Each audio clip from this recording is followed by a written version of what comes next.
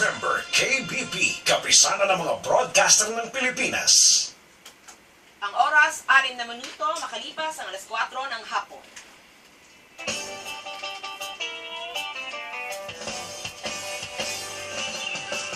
Narito na Radyo Henyo!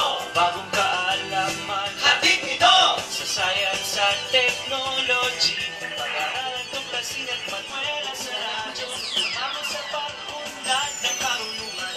Sa daigdig, mga kalawakan, mag-ingenyo sa Radyo Henyo! narito na Radyo Henyo! bagong kaalaman Makabago! sa science at technology. Pag-aaralan, tuklasin at matuto. Sa Radyo Henyo!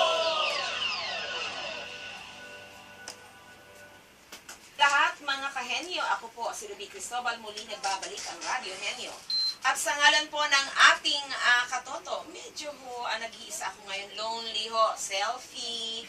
Kasi ho, si Kong, ang ating kuya Angelo, ay nagsaselebrate pa ng kanyang birthday dyan sa Baler. Happy birthday, Kong! I did not greet you personally, pero siguro naman ngayon ay nag-e-enjoy ka dyan. At ngayong hapon po ay napakarami nating mga kwento at mga guest ngayon dito sa studio. Kasama natin ngayon ang, syempre, ang direktor ng NCR, Department of Science and Technology, si Dr. Tess Fortuna. Mamayang hapon, sandali ay makakausap natin sila. At meron silang kasama ngayon na dalawang setup adapters. Makikita natin kung paano umunlad ang negosyo gamit ang teknolohiya at assistance mula sa DOST.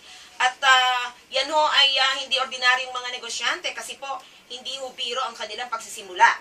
Yung una po ay tungkol yan sa isang mga paghalo-halo ng kung ano-anong herbal concoctions at ito'y ginawa niyang negosyo. At yung isa naman ay isang napakahalagang equipment na ginagamit sa ating baking industry, sa mga bakeries, no? At ito yung malalakihang mga bakeries, ano po. So mamaya yan, samantala tayo muna ay magbabalitang agham.